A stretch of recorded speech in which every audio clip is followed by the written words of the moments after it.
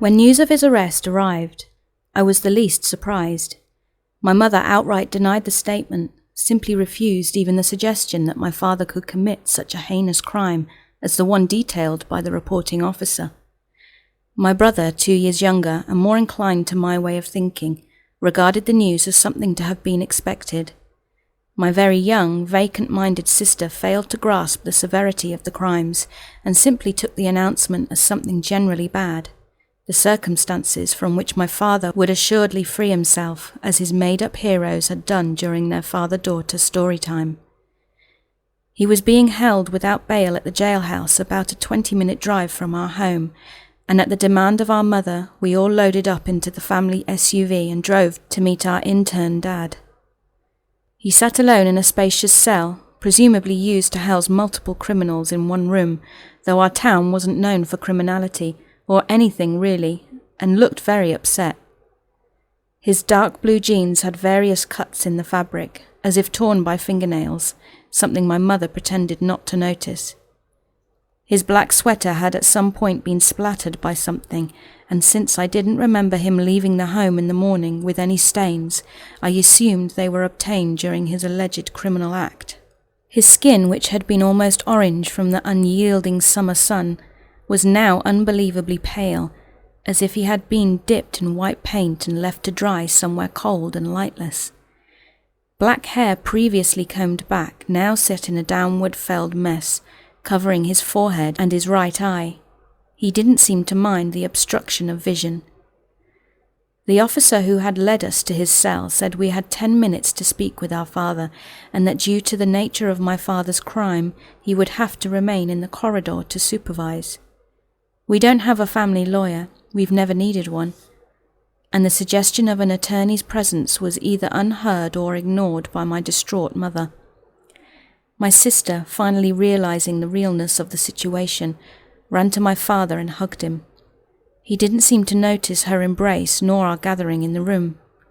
He just stared at the floor, eyes set deep in his face, encircled by darkness born of tiredness or fright, while his mouth hung open and breathless. That's what unnerved me the most. In the large, quiet room where in any other city several prisoners would be held, but in this one only our father resided, you could hear even the smallest sound. I heard my mother's unstable, ragged breathing, my brother's deep, self-calming respiration, and my sister's heavy gulps of air between her sobs. My own breathing was as steady as I could keep it, but no exhalations could be heard from my father. He just sat there as motionless as a cadaver, staring into oblivion or gazing upon some remembered horror. When it became obvious that my father would not respond to our questions, of which there were many, even from myself and my brother, we left him alone and returned to the officer who escorted us upstairs and into the lobby of the station. In another city the building would have seemed underfunded, the officers ill-equipped to handle even a slow day's worth of crime, but in our town the police openly expressed themselves to be bored out of their minds. Some even jokingly wished for an uptick in crime, but I highly doubt the charges laid against my father were what those sentinels of peace had in mind.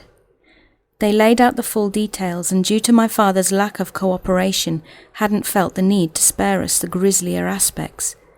They were furious with him, absolutely disgusted by what had transpired, and I realized that the suggestion of lawyering up was merely an admonishment of formality. They wanted my father locked up, or perhaps even dead. When all had been said and my mother had been given time to process what she had been told, we drove home in silence. During the ride, my sister stared out of the window and pointed at random objects, mouthing imperceptible things to herself. Her child's mind wouldn't be able to fathom what she had overheard during our briefing at the station. My brother stared down at his hands, which rested palms down on his thighs, his face hard, unmoving. He was old enough to comprehend the things suggested, implied, and fully revealed. I could not see my mother's face, but I'm sure it was one of a similar visage to my brother's, though probably masked to some degree by what she thought was a comforting, everything will be all right smile. My face was blank. I didn't need to come to terms with anything, and I had no difficulty in believing that my father could commit the atrocities of which he has been accused. I was aware of my father's predilection for violence. 6 years ago, a girl had gone missing. Her name was Kelly, and she was 13 years old. We were the same age. The local news reported that she had wandered off from her short walk to school with friends after something in the woods had caught her attention. The 2 girls with whom she had been walking did not follow her, even called out to her to return to the sidewalk, but she ignored them. They ran to school and told the staff, who ran into the woods, and when they could not find her, called the police, who dispatched several officers to assist in the search. After an hour with no success, the town was alerted to the situation, and a full search party convened and dispersed throughout the woods and outlying neighbourhoods. Today, after yet another unsuccessful morning search, a man walked into the police station holding a large bag. The man knelt in the lobby of the station, cradling the bag, eyes fixated on nothing in particular, but aimed at the general direction of the officers. They approached the man, asked what he held, and when he did not respond, they opened it. Their reactions were what you'd expect them to be. After the immediate shock wore off, they issued sombre pats on the back of my father, who still had not spoken. They initially thought that in some gravely fortuitous lone man search, he had recovered the body of the missing girl. It was only when an officer noticed my father's hands and torn jeans that the atmosphere of the room dramatically shifted. Guns were raised and levelled at my father. Orders were barked aloud and into radios, and the gloom befallen room was thrown into chaos. My father had a tale reconstructed to the best accuracy possible, given the evidence, abducted the girl during her sojourn into the woods, bisected her at the hips, hidden the lower half, and returned the upper portion to the station. The lower half, which was found in the rarely used freezer we keep in our basement, had been preserved for a hideous purpose. Apparently the girl had been slain on the last day of her abduction, and my father had spent the previous few days behaving as if he had not been holding her captive somewhere. Where, we never found out. Why he kept her for so long before committing his secondary crime, we don't know.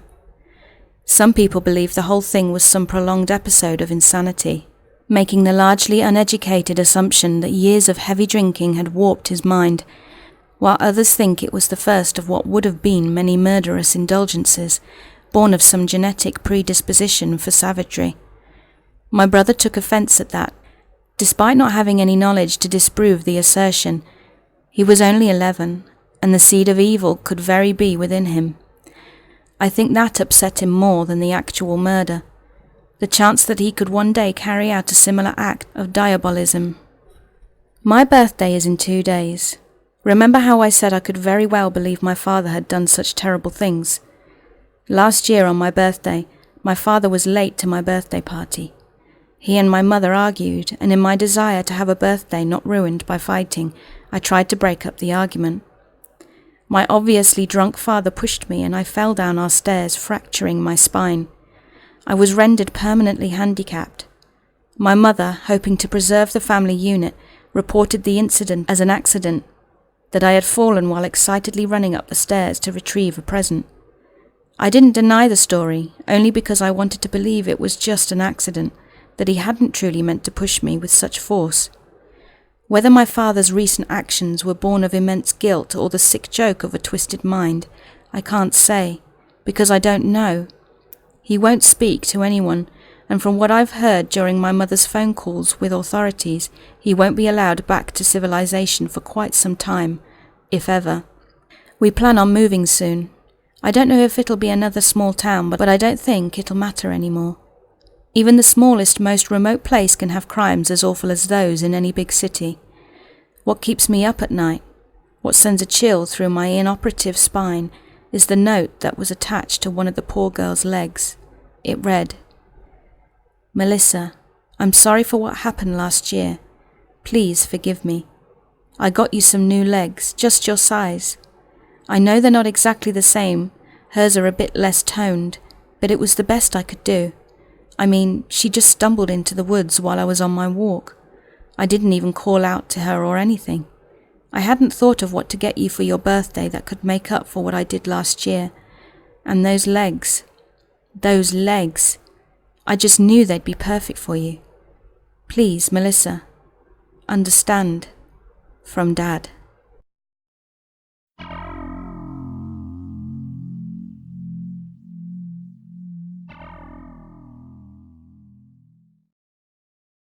When I was younger, I would always watch the TV show 16 with my friends after school. My mum would usually record them on tape so I could watch them again later after the show ended. Well, I was moving into my new house a few weeks ago, and my mum gave me a lot of my old tapes, including the 16 recordings.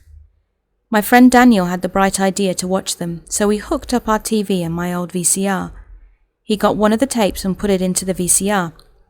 It seemed like a normal episode, basically a cartoon teen version of Friends, with Nikki, Caitlin, Jen, Jonesy, Wyatt, and my personal favourite Jude sitting at the lemon talking. So pretty normal. Or so I thought. Daniel looked confused for a moment, so I guessed he'd never watched the show before. "Who's that creepy guy?" Now I was the one who was confused, so I asked him what he meant. He pointed to behind the lemon. Behind it was a dark shadow-like figure. I was confused because I remember watching this episode a lot when I was younger, and I never noticed the figure. The rest of the figure played out fine until the end. The figure was watching the girls as they were talking. It was creepy and almost sickening to watch. It was like they had a stalker. I just wondered why I'd never seen the shadow character before. Just yesterday I watched the tape again, and the shadow figure was no longer there. But that doesn't explain how Daniel saw it too.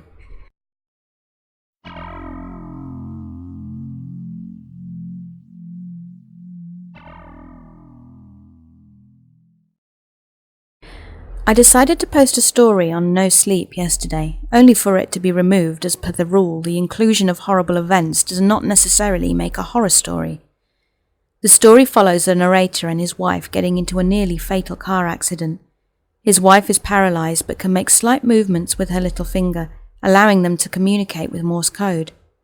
As far as everyone else is aware, she's in a coma. The wife begs the narrator to pull the plug, but the narrator selfishly refuses. As this is explained, it's shown that the narrator uses his position of power over her as leverage, creating an emotionally abusive dynamic between the two.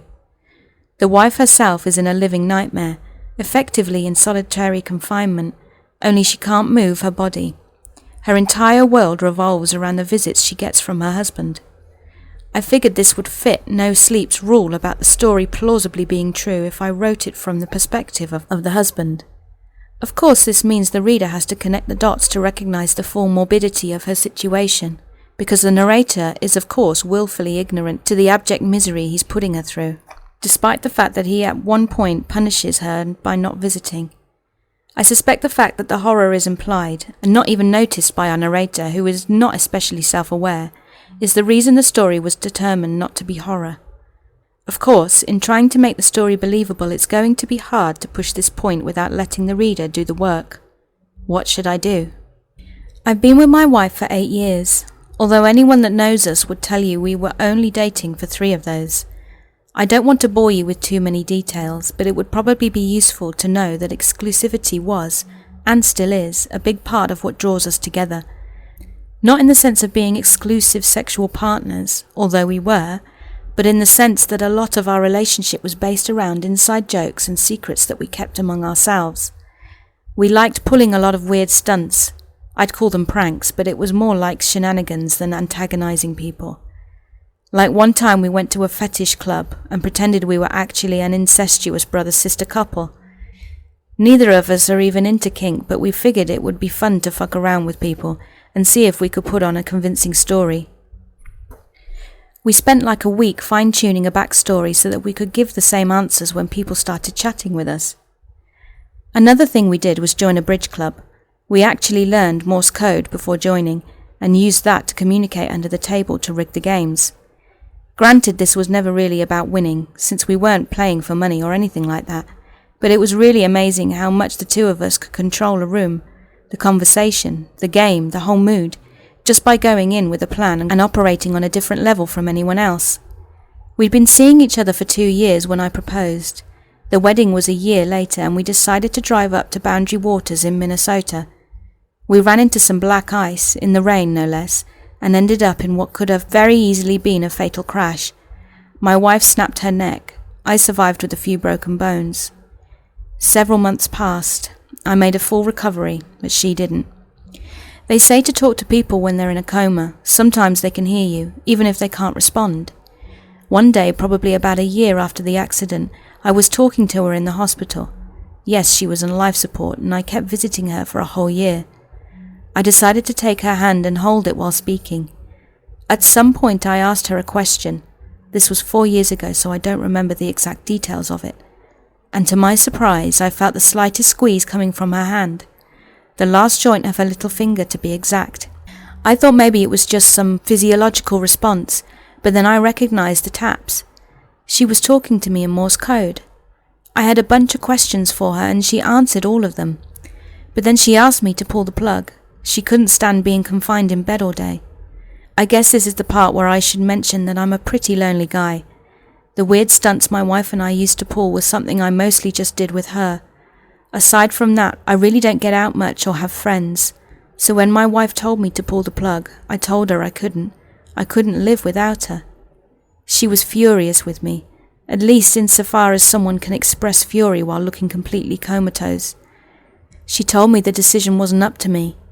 Well, technically it was. So I kept going back to see her and talk with her, more frequently now that she could talk back. In the beginning, she was so mad that she refused to answer. I think she was trying to wait it out until I caved in and let her die. I tuned the hospital radio into a conservative AM talk show and didn't visit for a week. I'll state the obvious and mention that she always hated that kind of stuff.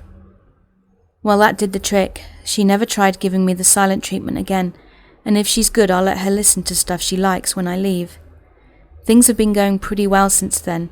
She still tries to plead with me sometimes, but don't really fight about it anymore. I figure she probably has Stockholm Syndrome by now, since I'm the only person that can hear her. Her parents have stopped visiting, so I'm also her only way of knowing how her family is doing. I thought I'd have trouble keeping quiet about the situation, but my wife and I did secret communication stuff for so long before the accident that this is almost second nature. Our 5-year anniversary is coming up next month.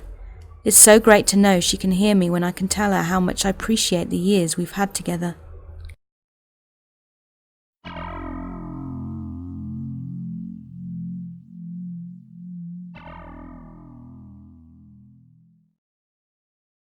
So I'm from Alexandria, Kentucky, and I saw something last night that I couldn't entirely explain. Last night was Midnight Madness for our school. It's basically some stupid football event during the summer, but everyone goes to see people they haven't seen over the summer. I went with my 2 friends and one of their girlfriends. We got there around 10:45. Me and my friends were getting pretty bored, and one of my friends had just bought dabs. For those of you who don't know, dabs are like a concentrated form of weed. We got into my buddy's car and were looking for a place to smoke. We were driving around this subdivision that had very thick forests all around it. We settled on this abandoned house we found and decided to smoke in the woods behind it. My friend was setting up his rig and we realized we had forgotten the water for the dab rig. A dab rig is basically a bong for dabs, and it needs water or else it would be very harsh to smoke. Well, we had parked a little bit down the street so no one would be suspicious. Nobody wanted to go back to the car because it was a 5-minute walk back there. In the end, I decided to go back for the water. While I was walking back, I heard scratching from behind a nearby house. It kind of freaked me out, but I thought it must have been a dog or an animal. I made it to the car and got the water, then started heading back. As I was walking by the house, I heard the scratching again. I began to hear it more, but then I heard what sounded like a footstep kicking up gravel when someone starts trying to run. I turn and see something that has kept me up all night.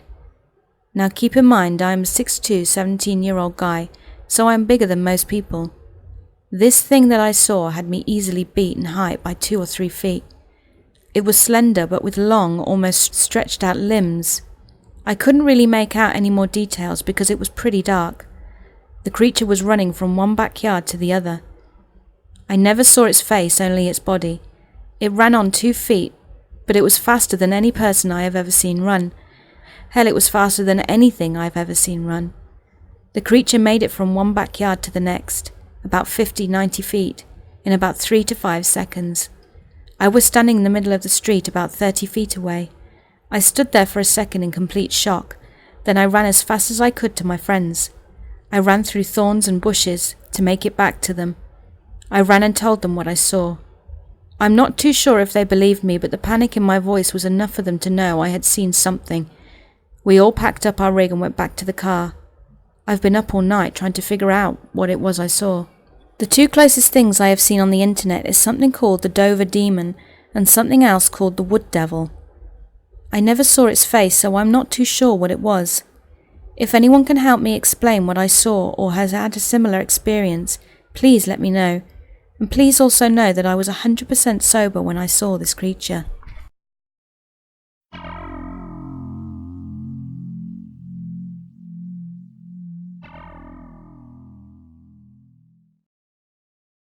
I'm not too ashamed to admit that the advancement of technology and our ever-increasing ease of access to it has made me a little lazy.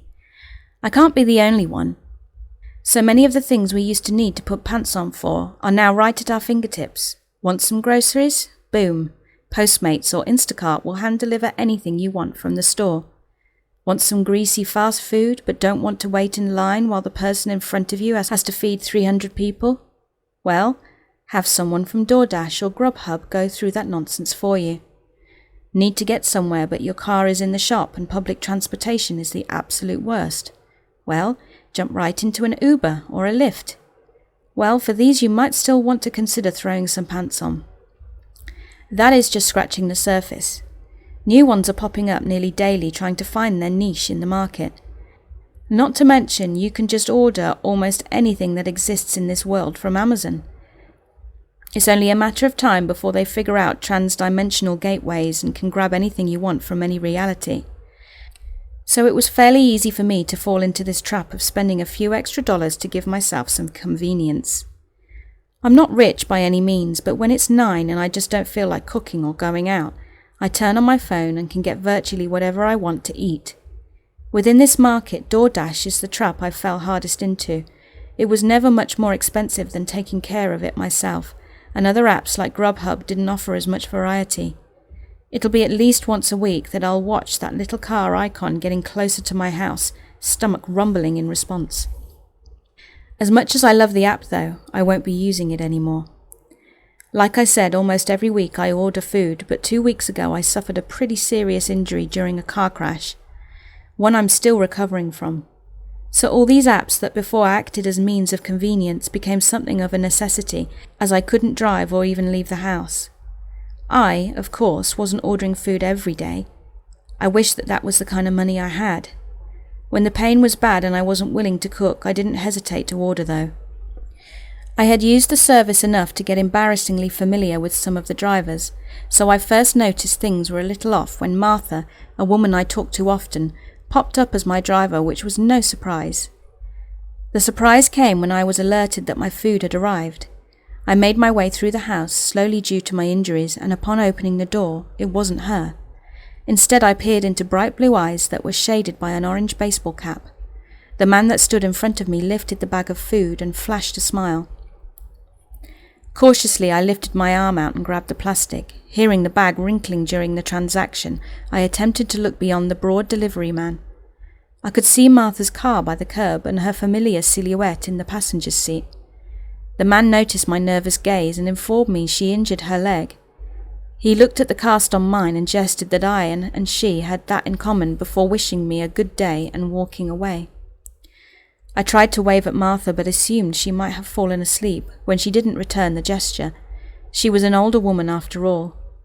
Not much thought was put into it at the time, and any concerns I might have had were wafted away by the warm odour lifting from the bag. Pulling the plastic handles, my order gift was revealed to me. When I'm feeling down, nothing cheers me up more than a well-made steak and cheese. As the hefty sub was freed from its sleeve, I heard something fall into the floor. The sound was fairly distinct, and the picture in my senses matched perfectly with what laid on the carpet. A shiny gold link bracelet. Leaning over, my fingers wrapped around the metal that was heated from the sub. With an open palm, I observed the jewellery to make sure it wasn't mine, but I didn't own anything like it. Quickly, I opened the app and contacted the customer service.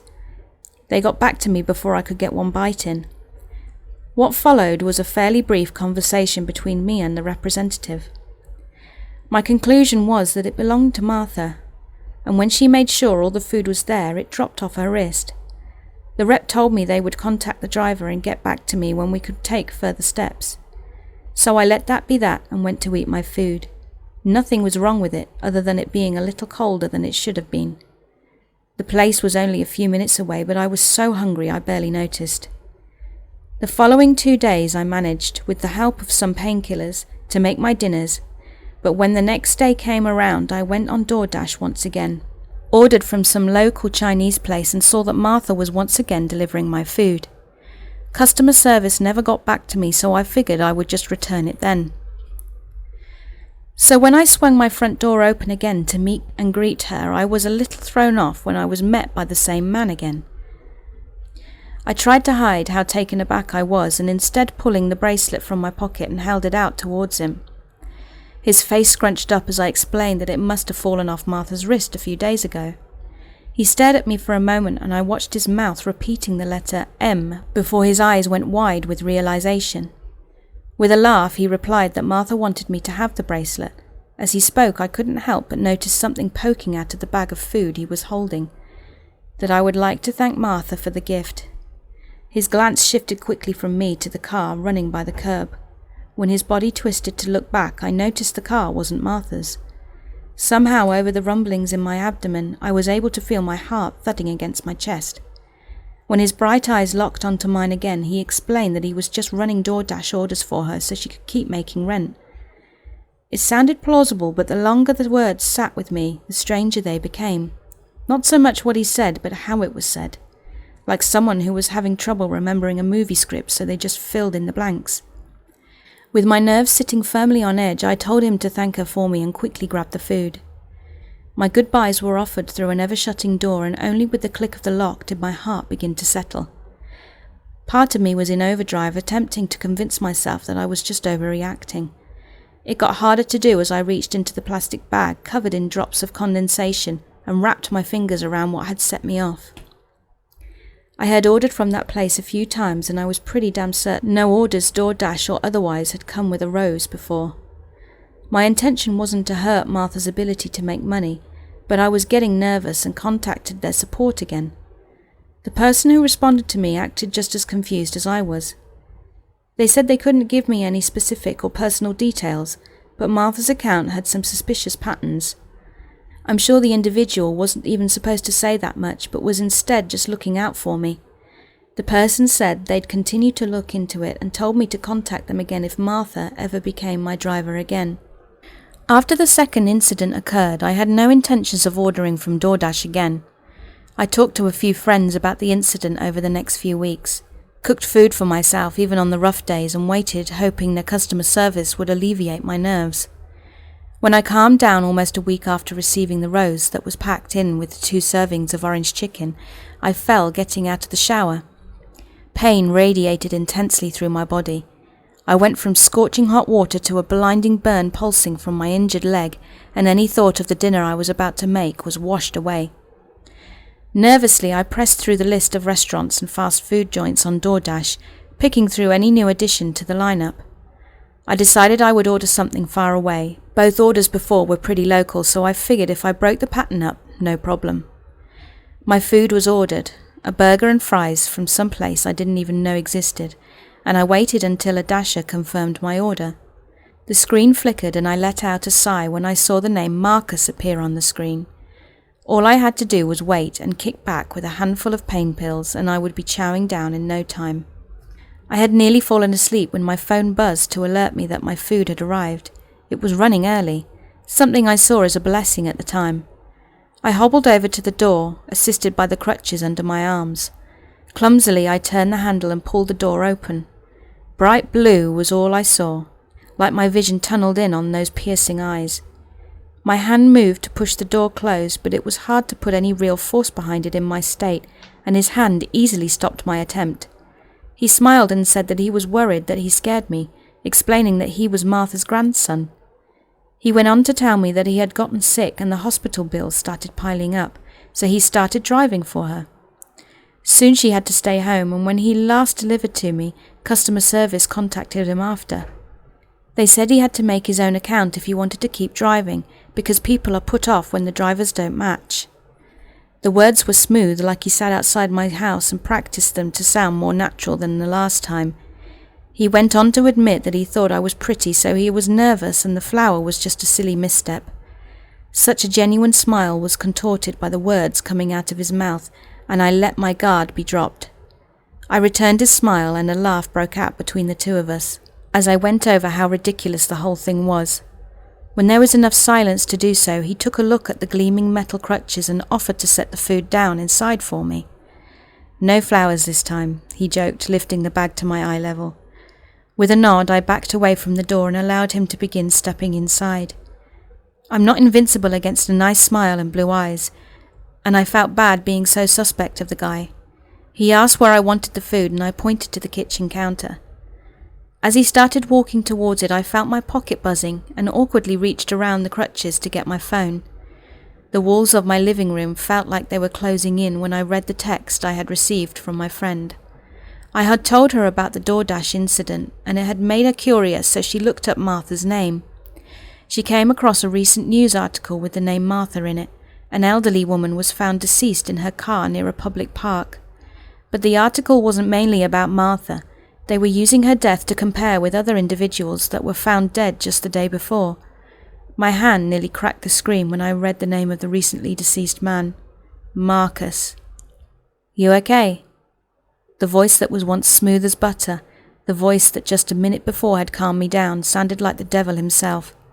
I didn't move my head, but my gaze shifted to the stranger standing in my living room. I thought it odd that he wouldn't have tried to put himself between me and the door, but once he saw my crutches, it must not have concerned him. With trembling lips, I commanded him to leave my house. He just laughed, not like he did when we shared a laugh. This was something else entirely. "Come on, I just got here," he replied. His voice was so in control, I barely had time to register his intentions when I felt a sudden pressure on my face. There was no warning or wind-up, just his fist slamming hard against my nose and me falling against the door, shutting it. My body crumbled to the floor, legs so completely unable to support my weight. All I could do was look up at him. He had his hands over his face, and with shaking breath he pulled them down, stretching his features. "I'm so sorry. I've been waiting for this," he said, flashing that smile again, but I knew what was behind it then. It was warped. "Let's just eat our food and we can talk," he continued. Each word sounded like he was either going to start laughing or crying. I lifted my arm and pointed towards my bedroom, telling him that we can't eat in there. His grin bore his fangs, and he walked over to me when I thought he might drag me over. He instead grabbed my crutches and phone away from me. I had no intention to fight him on that. Living alone as I do, being a girl like I am, my dad taught me many things. 2 of them stuck with me more than anything else, though. The first was that people can be horrible. Even though my body was weak and the man's assault had thrown me to the floor, it was nothing compared to what my old man would do to me. Watching the man turn his back to me, my food, means of mobility, and cell phone in his hand, I remembered the second thing. Something I never hoped I would need to know. Yes, my daddy taught me people were terrible by being terrible. But he was a cop who had seen much worse people than him, and he taught me, no matter how terrible a person is, they all get shot just the same. My fingers squeezed twice on the heavier than I remembered handgun. 2 hard cracks echoed around my home, and the man stopped in his tracks. Patches of dark red painting around the holes in his light orange sweater. Bastard didn't even turn to look at me, just stood for a moment and ended up dropping to the floor. It took me a minute, but I was able to crawl over to my phone and ring the police. I wasn't worried about getting in trouble. They knew me pretty well. They were even happy to see me after a car T-boned my cruiser and took me out of commission. I would get letters from the boys. My friend who had sent me the message that alerted me in the first place was the first to arrive on the scene. Then a few others got there, and it was pretty standard from there on. Statements and questions. I was just happy I wasn't the one who needed to do all the paperwork on this one. Once the individual was identified, pieces started to connect. Martha's and Marcus's cases got fast-tracked and solved shortly after. This leg is still giving me a hard time, but it's getting better. I can walk without the crutches, and I'm back to driving. I think I'll be doing a bit more of that from now on, and I certainly don't see myself using DoorDash anytime soon. Be careful out there, folks, and enjoy your food.